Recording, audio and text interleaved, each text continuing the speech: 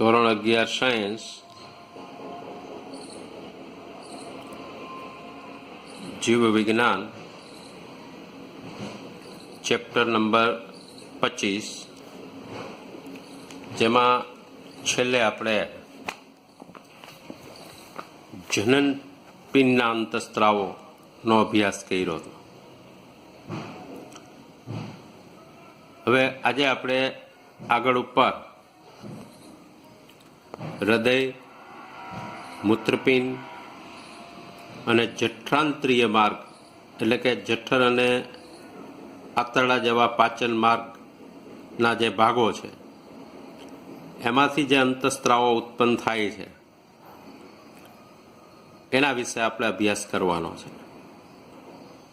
તો સામાન્ય રીતે તમે જોશો તો અંતસ્ત્રાવો અંતસ્ત્રાવી ગ્રંથિ ન હોય એવી કેટલીક પેશીઓ દ્વારા પણ ઉત્પન્ન થાય છે ને આવા ઉદાહરણોની અંદર હૃદય, મૂત્રપિંડ અને જઠરાંતરીય માર્ગનો સમાવેશ થાય છે.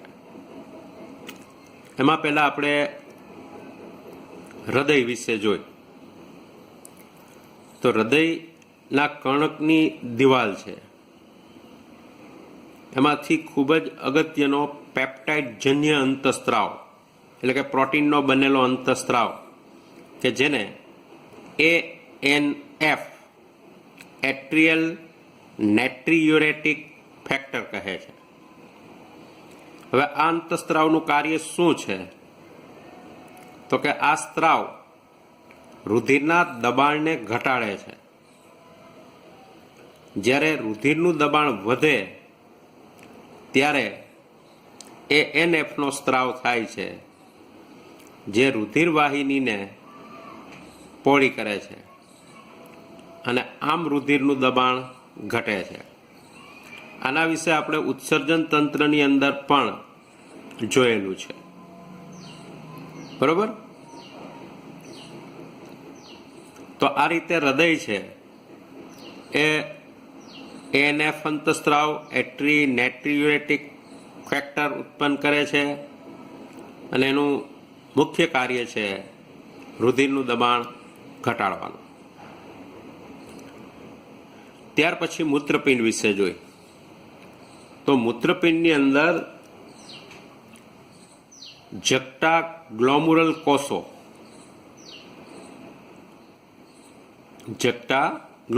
કોષો એટલે જે જી સેલ છે એમાંથી પેપ્ટાઇડ જન્ય અંતસ્ત્રાવ ઉત્પન્ન થાય છે ઇરિથ્રોપોએટિન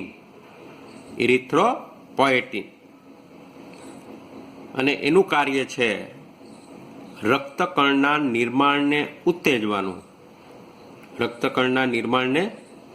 ઉત્તેજવાનું કાર્ય કરે છે, બરોબર? ત્યાર પછી જઠરાંતરીય માર્ગના અંતસ્ત્રાવો વિશે જોઈ તો જઠરાંતરીય માર્ગના વિવિધ ભાગો ની અંદર આવેલા કોષો માંથી મુખ્યત્વે 4 કે 5 પેપ્ટાઇડ જન્ય અંતસ્ત્રાવ ઉત્પન્ન થાય છે, જેવા કે 1 ગેસ્ટ્રિન, 2 સિક્રિટિન, 3 કોલિસિસ્ટોકાઇનિન, 4 ગેસ્ટ્રિક ઇન્હિબિટરી પેપ્ટાઇડ જેને ટૂંકમાં કહેવાય છે GIP નો સ્ત્રાવ કરે છે. હવે આ દરેક અંતસ્ત્રાવોના આપણે કાર્યો જોઈ, બરોબર?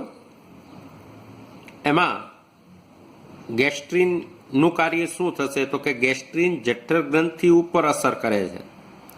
જઠરની દિવાલમાં જે જઠર ગ્રંથિ આવેલી હોય એની ઉપર અસર કરે છે અને તેમાંથી હાઇડ્રોક્લોરિક એસિડ અને નિષ્ક્રિય પેપ્સિનોજન ઉત્સેચકના સ્ત્રાવને ઉત્તેજે છે,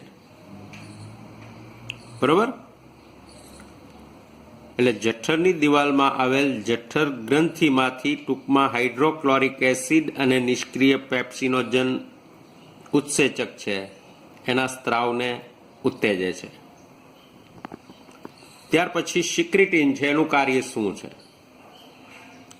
તો કે સિક્રિટીન છે એ બાહ્ય સ્ત્રાવી સ્વાદુપિંડ ગ્રંથિ ઉપર અસર કરે છે અને તેમાંથી પાણી અને બાયકાર્બોનેટના સ્ત્રાવને ઉત્તેજે છે. ટૂંકમાં સ્વાદુપિંડમાંથી સ્વાદુ રસના સ્ત્રાવને ઉત્તેજે છે.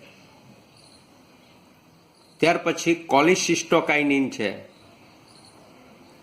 કે જે સ્વાદુપિંડ અને પિત્તાશય બંને ઉપર અસર કરે છે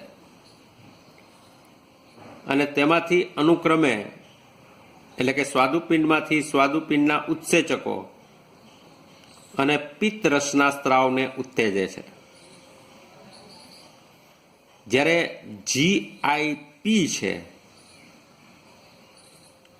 એ ઇન્હિબિટરી હોર્મોન છે, એટલે અવરોધક અંતઃસ્ત્રાવ છે અને એનું કાર્ય જઠર ગ્રંથિમાંથી જે જઠર રસનો સ્ત્રાવ થાય છે એને અવરોધે છે અને જઠરની ગતિશીલતાને પણ અવરોધે છે. આ સિવાય શરીરમાં બીજી ઘણી બધી બિન અંતઃસ્ત્રાવીય પેશીઓ આવેલી હોય છે. બરોબર? તો આવી બિન અંતઃસ્ત્રાવીય પેશીઓ કે જે અંતઃસ્ત્રાવનો સ્ત્રાવ કરે છે, જેને વૃદ્ધિકારકો કહે છે, અને આ કારકો પેશીઓની સામાન્ય વૃદ્ધિ અને તેના સમારકામ એટલે કે પુનઃસર્જન માટે આવશ્યક છે. બરોબર? તો આટલી માહિતી છે એ સામાન્ય રીતે હૃદય, મૂત્રપિંડ અને જઠરાંતરીય માર્ગના અંતઃસ્ત્રાવો વિશે આપવાની, જે ટૂંકા પ્રશ્ન તરીકે પણ પૂછાય અને 3 માર્કની અંદર આખા ક્વેશ્ચન તરીકે પણ પૂછાય. તો આટલી વસ્તુ આની અંદર આપણે ધ્યાનમાં રાખવાની છે. બસ આટલું જ.